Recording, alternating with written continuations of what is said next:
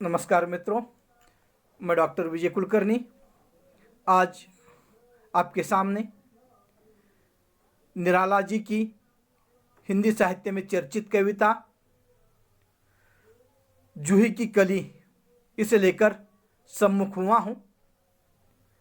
निराला जी हिंदी साहित्य में जाने माने साहित्यकार, कवि, उपन्यासकार आदि अंगों से जाने जाते हैं, जिनका जन्म 1911 में मिदनापुर जो पश्चिम बंगाल में है वहाँ पर हुआ था। उन्होंने अपने जीवन में मतवाला, सुधा, समन्वय आदि पत्रिकाएं वहाँ पर रची है। उसी के साथ साथ उनका जब हम हिंदी साहित्य को योगदान देखते हैं, उनकी रचनाओं में हम अनामिका, परिमल, गीतिका, तुलसीदास, कुकुरमुत्ता, बेला, नए पत्ते, अर्चना आदि रचनाएं हम देखते हैं। प्रस्तुत जो कविता लिखी गई है वो मुक्त छंद की कविता है।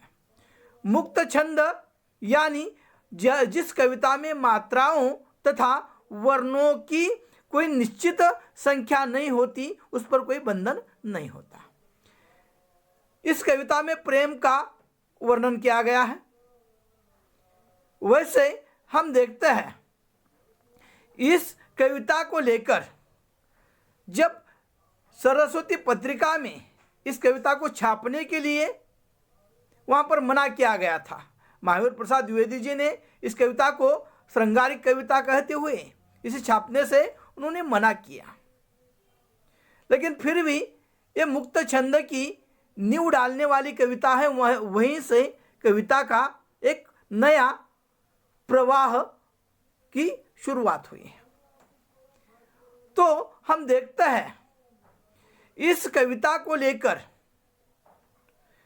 जो एक प्रकृति का मानवीयकरण किया गया है, जिसमें जूही की कली को प्रेयसी का रूप दिया गया है और मलयानिल जो हवा है उसे प्रियकर का रूप दिया गया है। इसके माध्यम से कवि ने पाठकों के सामने वहाँ पर एक प्रेम की संवेदना रखी है। वैसे दूसरा इसका आध्यात्मिक अर्थ भी है। जीवात्मा और ईश्वर का मिलन जब होता है तो जागृत अवस्था आ जाती है। उसी तरह से इस कविता की शुरुआत वहाँ पर सुप्त अवस्था से है, निद्रा अवस्था से है, और इस कविता का जो अंतिम समय आ जाता है, कविता में जब अंतिम समय आ जाता है तो वहाँ पर जागृत अवस्था दिखाई देती है। तो हम देखते हैं इस कविता को प्रकृति के माध्यम से उस जूही को का मानवीयकरण जो किया गया है, उसे प्रेयसी का रूप किस तरह से दिया गया है, उस प्रेयसी के सौंदर्य का वर्णन इसमें किया गया है तथा प्रियकर की मिलन की वह घड़ी, वह यादें, वह तड़प इसमें दिखाई देती है और यहाँ पर सुप्त अवस्था से जागृत अवस्था की ओर पाठकों को ले जाती है। तो कविता हम पढ़ते पढ़ते इस पर हम देखेंगे इस कविता में कवि किस तरह से वहाँ पर उद्बोधन करते हैं पाठकों के सामने। ये कविता किस तरह से हम प्रस्तुत कर सकते हैं। तो कविता के आरंभ में कहा गया है, विजन वन वल्लरी पर सोती थी सुहाग भरी, स्नेह स्वप्न मग्न, अमल कोमल तनु तरुणी, जूही की कली द्रग बंद किए शीतल पत्रांक में वासंती निशा थी। आप कवि कहते हैं, कवि ने किस तरह से इसका वर्णन किया गया है। विजन वन वल्लरी पर सोती थी सुहाग भरी, स्नेह स्वप्न मग्न, अमल कोमल तनु तरुणी। तो कवि कहते हैं विजन वन वल्लरी पर, इस मनुष्यता के भीड़ भाड़ से कहीं दूर, बहुत वहां पर एकांत में, जहां पर कोई आता जाता नहीं है, ऐसे उस वातावरण में एक पौधे पर एक जो कली है जूही की, वह सो रही है, वह स्वप्न अवस्था में है। सोती थी सुहाग भरी। सुहाग भरी यानी माथे में सिंदूर है, माथे में सिंदूर है, इसका अर्थ वह नव यौवना है, नव यौवना है, और वह वहां पर उसका विवाह हो चुका है। विजन वन वल्लरी पर सोती थी सुहाग भरी, स्नेह स्वप्न मग्न अमल कोमल तरुणी, वो अपनी मधुर उस सपने में, उस अपने जीवन के सपनों को लेकर वहां पर वह कली सोई हुई है। जैसी एकाध नव युवती वहां पर पलंग पर सो जाती है, उसी अवस्था में ये जुही की कली वहां पर उस पत्रांक में वहां पर अपने आंखें बंद किए वहां पर सो रही है। वो मग्न है उस स्वप्नों में। उसका सौंदर्य वहां पर वर्णन नहीं किया जाता, इतनी वह सौंदर्य होती है। उसके उस आंखों में प्रेम है, उन आंखों में प्रेम है, और वह एक स्वप्न देखते हुए उस अपने आंखें बंद करके शिथिल एकांत में शांत भाव में वहां पर सो रही है। और वह वासंती वसंत ऋतु की रात थी, और उस वसंत ऋतु के उन दिनों में उस रात में एक सुंदर सी वहां पर मानवीकरण किया गया है। वहां पर वह कहते हैं विजन वन वल्लरी पर सोती थी सुहाग भरी, मधुर मग्न, वहां पर अमल कोमल तरुण, ये कोमलता उसके जीवन में है। उसका शरीर कोमल है, आंखों में प्रेम की भाव है। उसका वह सौंदर्य वहां पर कवि के दृष्टि को दिखाई देता है। और ऐसी एक तरुणी अपने आंखें बंद करते हुए सुप्त अवस्था में वहां पर सो रही है, और वासंती निशा थी, वसंत ऋतु के वह दिन थे। और इस तरह से सुप्तावस्था का वर्णन एक कली को नायिका का वहां पर रूप दिया गया है। जैसी कोई नायिका अपने उस प्रियकर की याद में आंखें बंद करते हुए उस अपने प्रियकर की याद आती, वह याद करती है, सपने देखती है अपने प्रियकर की। आपको आसान भाषा में समझाना है तो एक फिल्म का गीत, कब आएगा मेरा बंजारा, इस तरह से वहां पर उसकी अवस्था है, वो राह देख रही है अपने उस प्रियकर की। और उस कली का प्रियकर कौन है? हवा है, मलयानिल है, जो पुष्प है, उस पुष्प को, उस कली को हवा का झोंका कर उसे हिंडोले दे देता है। और इसीलिए वह हवा यानी पवन यानी मलयानिल यानी प्रियकर है, और एक कली है जो सुप्तावस्था में वहां पर सोई है, जिसके दृग बंद है, आंखें बंद है, शिथिलावस्था में है, स्वप्नावस्था में है, तरुण है, वहां पर यो अवस्था में है, कोमल है।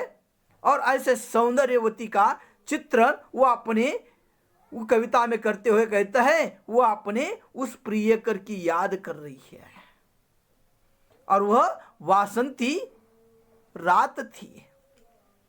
कभी आगे कहता है वो जूही की कली वहां पर सोई है पत्रांक में, और उसे याद आ रही है, और उन यादों में वह यादों में मग्न है। और कभी आगे कहते हैं वो उसे कौन सी यादें है? विरह विदुर प्रिया संग छोड़, किसी दूर देश में था पवन, जिसे कहता है मलयानिल, आई याद बिछुड़न से मिलन की वह मधुर रात बात, आई याद चांदनी की धुली हुई आधी रात, आई याद कांता की कल्पित कमनीय गात, फिर क्या पवन। यानी कवि कहता है उस विरह युक्त प्रेम में लिप्त, प्रेम के सपनों को लेकर सो रही उस अपनी प्रेयसी को अपने उस प्रियकर की याद आ जाती है। विरह विदुर प्रिया संग छोड़, उसका प्रियकर उसके पास नहीं है, उसका प्रियकर कहीं दूर रहता है। वो प्रियकर कौन है? पवन है, किसी दूर देश में रहता है। यह प्रेयसी अपने प्रियकर की याद कर रही है, क्योंकि उसका प्रियकर उसके पास नहीं है, किसी दूर देश में रहता है। वो प्रियकर कौन है? मलयानिल है, जो एक हवा है। मलयानिल जो पर्वत है, वहां पर जो वृक्ष है, वहां पर कहा जाता है चंदनों के वृक्ष है। उस चंदन के वृक्ष से निकली हुई जो खुशबू है, वो खुशबू वहां पर चारों दिशाओं को एक सुगंध दे देती है, खुशबू दे देती है, एक आह्लाद सा आनंद दे देती है। ऐसी पवित्रता, एक आकर्षकता उस हवा में रहती है। यानी जो मलयानिल है, वो हवा है, वह वहां पर चारों दिशाओं से घूमती है, अपना सुगंध फैलाती है। और उसी तरह से यह जो कली है, उस कली को अपने उसी प्रियकर की याद आ रही है, जिस प्रियकर का नाम है मलयानिल यानी हवा। वैसे वो यह उत्तर प्रदेश में जब हम देखते हैं तो यह ग्रीष्म ऋतु में आ जाती है हवा। लेकिन जहां पर यह कविता लिखी गई है बंगाल में, वहां पर यह वसंत ऋतु में वहां पर यह हवा आती है। जो भौगोलिक स्थितियां हैं, अब वो हवा है, उसके माध्यम से यहां पर बंगाल की स्थिति को लेकर वहां पर इस कविता में वर्णन किया गया है।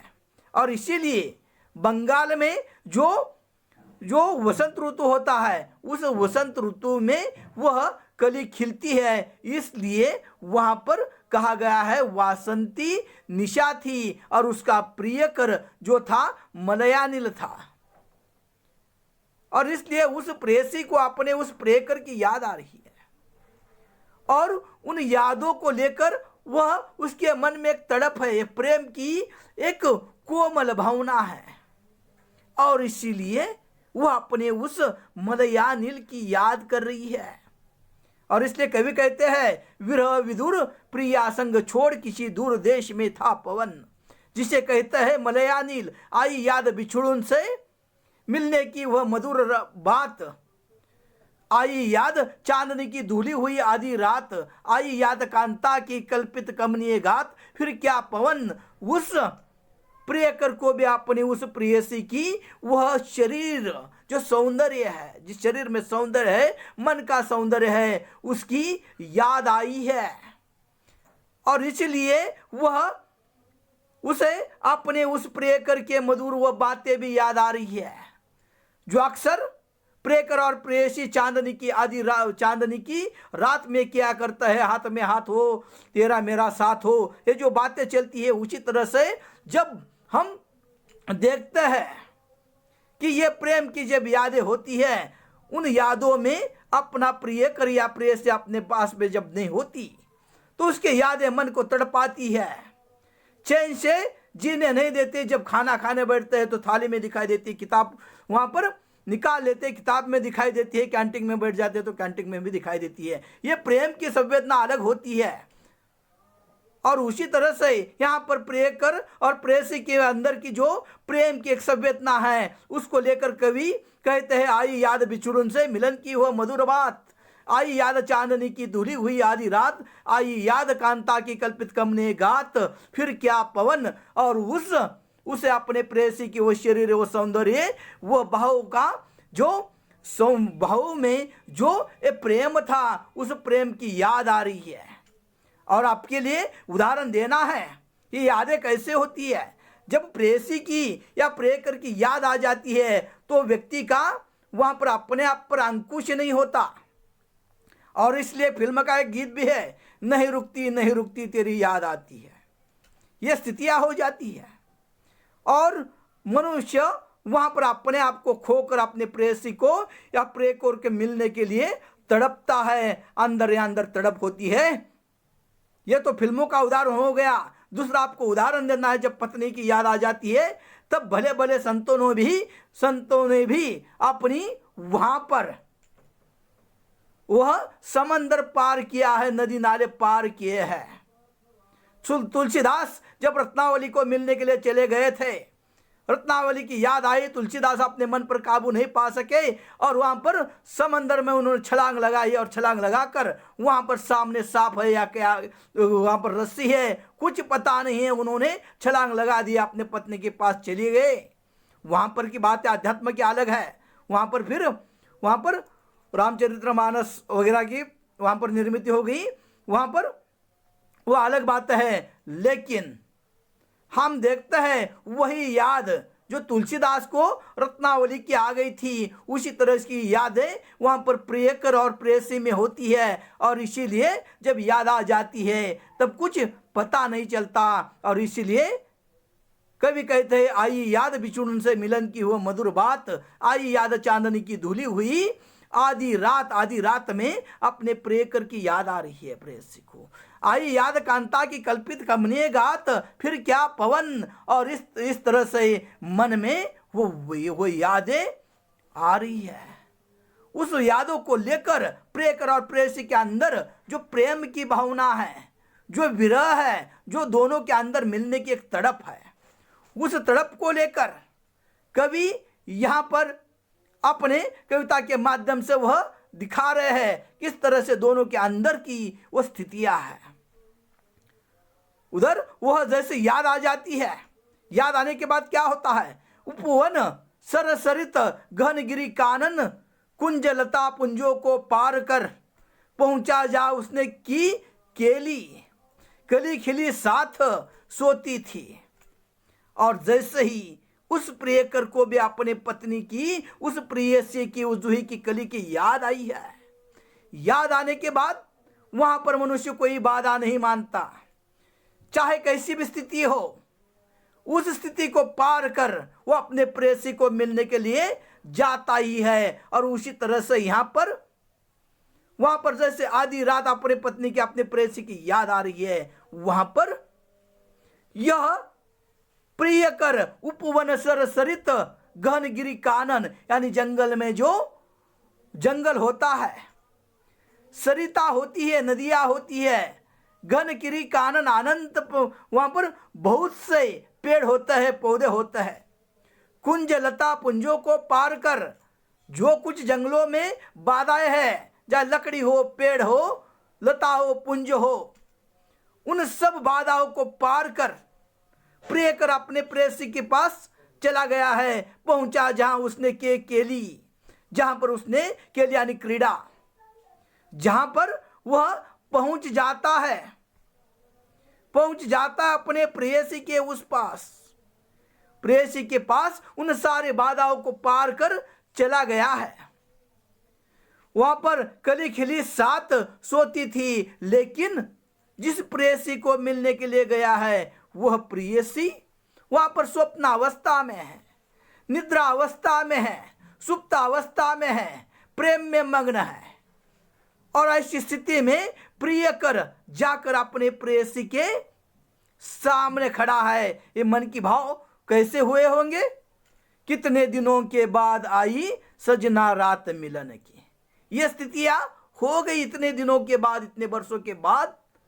हर बरस में एक बार ही इन प्रियकर और प्रेयसी का मिलन होता है, इस पवन का और उस कली का, क्योंकि साल में सिर्फ एक बार ही यह मिलते हैं उन ऋतुओं में। और इसीलिए वहां पर कवि हमारे सामने वो कहता है कि इन दोनों के अंदर जो प्रेम की तड़प है उसे देखकर कवि वहां से निकला है। उपवन सरसरित घन, वहां पर घनगिरी कानन, कुंज लता पुंज को पार कर, पहुंचा जहां उसने की केली, कली खिली साथ सोती थी।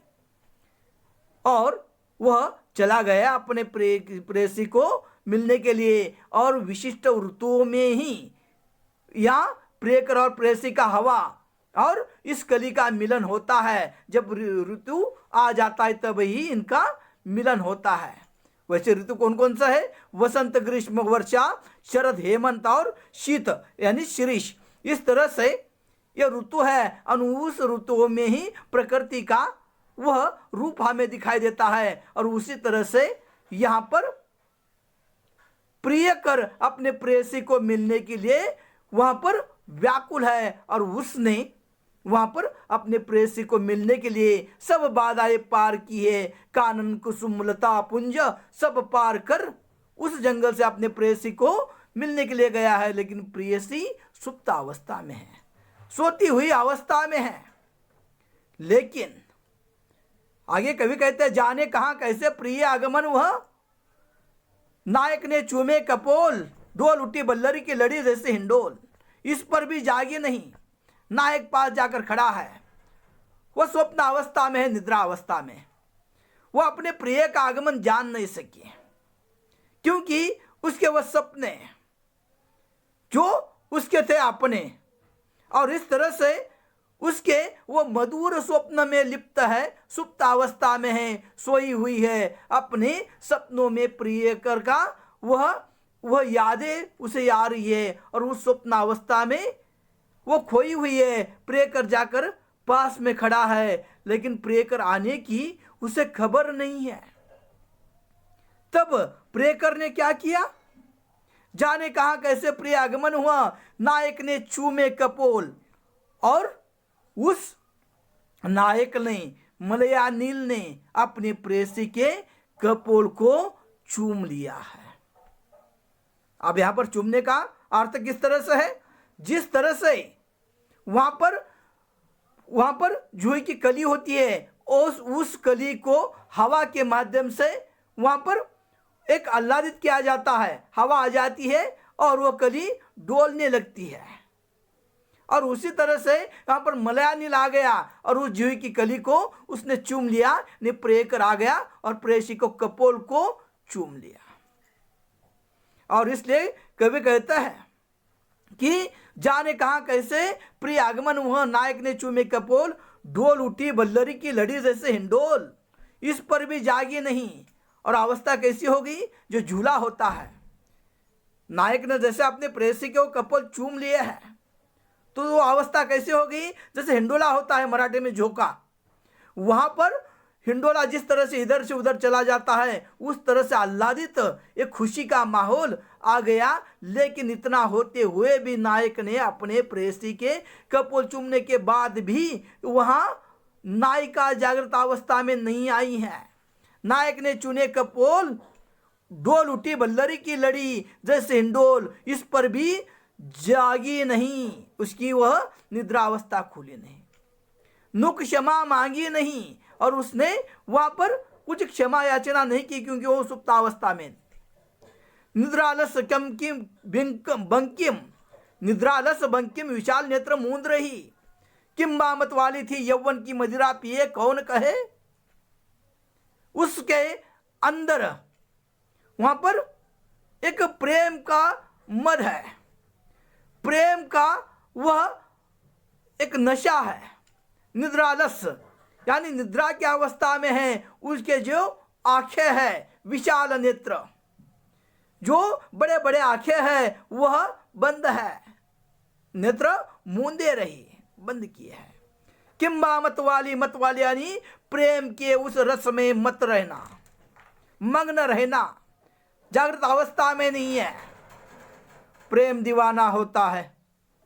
और उस तरह से किम्बा मत वाली थी यौवन की मदिरा पिए कौन कहे, पता नहीं उस पर उस प्रेम का किस तरह से असर हो गया था। उस प्रेम की भावना से वह इतनी लिप्त थी कि उसने अपने वहां पर आंखें खोली नहीं। लेकिन निर्दय उस नायक ने निपट निठुराई की कि झोंकों की झड़ियों से सुंदर सुकुमार देह सारी झंझोर डाली, मसल दिए गोरे कपोल गाल चौक पड़ी युवती। और एकाएक वहां पर नायक ने अपनी नायिका के उस शरीर को हिंडोल दिए है, हिलाया है, और वहां पर झोंकों की झड़ी जिस तरह से लगातार वहां पर हिला रहे हैं। निपट निटुराई की कि झोंकों की जड़ों से सुंदर सुकुमार देह सारे झंझोर डाली, मसल दिए गोरे कपोल गाल चौक पड़ी युवती। और उस नायक ने अपने गाल से प्रेयसी के गाल को मसल दिया है, हाथ से नहीं, ऐसा ये नहीं। तो वहां पर वहां पर गाल से गाल को वहां पर मसल दिया है। वो प्रेम अवस्था में सो गई है और ऐसी अवस्था में मानो प्रेम का कोई वहां पर उससे नायिका को पता ही नहीं, इतनी वो मतवाली हो गई, इतने प्रेम में मग्न हो गई है। उसे बाकी किसी भी बात की वहां पर वो चिंता नहीं है, या किसी बात को लेकर वो सोचती ही नहीं है। और ऐसी अवस्था में नायक आकर खड़ा है। नायक ने अपनी नायिका के उस शरीर को झकझोर दिया है, हिला रहा है, हिंडोले दे रहे हैं और झंझोर डाला, मसल दिए उसके कपूर गाल। और यह अवस्था क्यों हुई थी? क्योंकि कितने दिनों के बाद यह मिल रहे थे, कितना। और नायक जब नायिका की तरफ देखता है तो शायद उसकी अवस्था कैसी हुई होगी। नायक उस नायिका के देखकर और नायिका उस नायक को देखकर दोनों के मन में प्रेम की भावना जब पनपती होगी तो दोनों के मन में अनायास यह गीत आता होगा। तब नहीं था शायद, कितना हसीन चेहरा, यह जो कितना हसीन, यह दोनों की अवस्था हो गई है। नायक अपनी नायिका के उस चेहरे को देखता है, नायिका नायक के चेहरे को देख रही है। दोनों की आंखों में प्रेम की संवेदना है। उस नायक ने अपने नायिका को झंझोर दिया है, उसके गालों पर अपने गाल वहां पर मसल दिए हैं। इस तरह से वहां पर नायक जाकर उस अपने नायिका को जागृत अवस्था में ला रहा है, यानी पवन मलयानिल वहां पर जूही की कली को हिंडोले दे रहा है हवा के माध्यम से। और इसीलिए कवि कहते हैं, निद्रालस बंकिम विशाल नेत्र मूंदे रही, कि मामत वाली थी यौवन की मदिरा पिए कौन कहे। निर्दय उस नायक ने निपट निठुराई की झोंके की झड़ियों से सुंदर सुकुमार देह सारी झंझोर डाली। मसल दिए गोरे कपोल गाल जो चौक पड़ी युवती। और वह युवती जो है वो जागृत अवस्था में आ गई है। नायक आकर पास खड़ा है। उस नायक ने अपने उस प्रेसी को जागृत अवस्था में ला दिया है और इस नर सुंदर सुकुमार देह सारी उस झकझोर दी है, डाली है, मसल दिए गोरे कपोल गार। और इस तरह से कवि यहाँ पर नायक और नायिका का वर्णन करते हुए कहते हैं कि नायक मलयानिल हवा और जूही की कली जिसका मानवीकरण किया गया वह सुप्त अवस्था में थी, लेकिन मलयानिल ने उसके प्रेयकर ने उसे जगा दिया है। अंतिमता कवि कहता है, चकित चितवन निज चारों ओर फेर, हेर प्यारे सो शेज पास, नम्र मुखी हंसी खिली खेले रंग प्यार संग। और उसके जब वो जागृत अवस्था में आ गई, चकित चितवन यानी चारों तरफ प्रेम पूर्वक दृष्टि से देखना।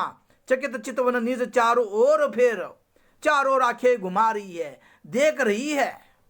हेर प्यारे सो शेज पास, लेकिन उसका प्रियकर उसे उसके पास है, उसका प्रियकर उसके सामने है। प्रेसी सुप्त अवस्था में है और इसलिए वह जैसे जागृत अवस्था में आ जाती है और वह चारों ओर देख रही है और देखकर वहां पर उसके आंखों में एक प्यार है। चकित चितवन निज चारों ओर फेर, हेर प्यारे से सोज पास, नम्र मुखी हंसी। और वहां पर गालों में जिस तरह मुस्कुराया जाता, हंसा जाता है, उसी तरह से वो नम्र मुखी, नम्र होकर अपने उस प्रियकर के सामने खड़ी है। नम्र मुखी हंसी खिली खेल रंग प्यारे संग। और वह अपने उस प्रियकर को वहां पर उसके साथ खेल रही है। वह उसकी अवस्था कैसी हुई होगी? वहां पर देर से आना और जल्दी जाना अच्छी बात नहीं। और इस तरह से वहां पर प्रियकर और प्रेयसी के अंदर जो एक विशिष्ट ऋतु में इनका मिलन होता है, एक विशिष्ट ऋतु में प्रियकर को यानी जूही की कली को मलयानिल हवा मिलती है और उसी को लेकर वहां पर यह चित्रण किया गया है। यहाँ पर प्रियकर और प्रेयसी का वो प्रेम पूर्वक वर्णन मुक्त छंद के माध्यम से किया गया है, जिसमें हमें दिखाई देता है कि प्रियकर आकर प्रेयसी को जागृत कर देता है और वहां पर प्रेयसी चारों ओर देख रही है और नम्र मुखी होकर अपने उस प्रियकर के साथ क्रीड़ा कर रही है, खेल रही है। ये और जागृत अवस्था में आ गई है। जैसे कविता प्रारंभ हुई थी सुप्त अवस्था से, अंतिमता उसका जो अंतिमता दिखाई देता है वह जागृत अवस्था की ओर ले जाती है। इस तरह से इसमें प्रेम का वर्णन किया गया है। यह तो प्रेम का वर्णन हो गया। आध्यात्मिक दृष्टि से हम जब देखते हैं तो इसमें हमें देखना पड़ेगा कि जो मनुष्य की सुप्तावस्था होती है, जो आत्मा की सुप्तावस्था होती है, उस सुप्तावस्था को जागृत अवस्था तक ले जाने के बाद जब आत्मा की जागृत अवस्था हो जाती है तो ईश्वर की, परमात्मा की जीवन की सार्थकता की प्राप्ति होती है। यह भी दूसरा अर्थ इस कविता का निकलता है। और इसलिए यहाँ पर हमने जिस कविता पर चर्चा की है उस कविता का नाम है जूही की कली, जो वहाँ पर सूर्यकांत त्रिपाठी निराला जी ने लिखी है। इनका परिचय सारे हिंदी जगत को है। यह इस साल तो पाठ्यक्रम में नहीं है, लेकिन फिर भी एक अच्छी रचना है जो मेरे पास उपलब्ध हुई है और इसलिए मैंने इसे सहज ही प्रस्तुत किया गया है। नमस्कार, सप्रेम नमस्कार, प्रेम पूर्वक नमस्कार।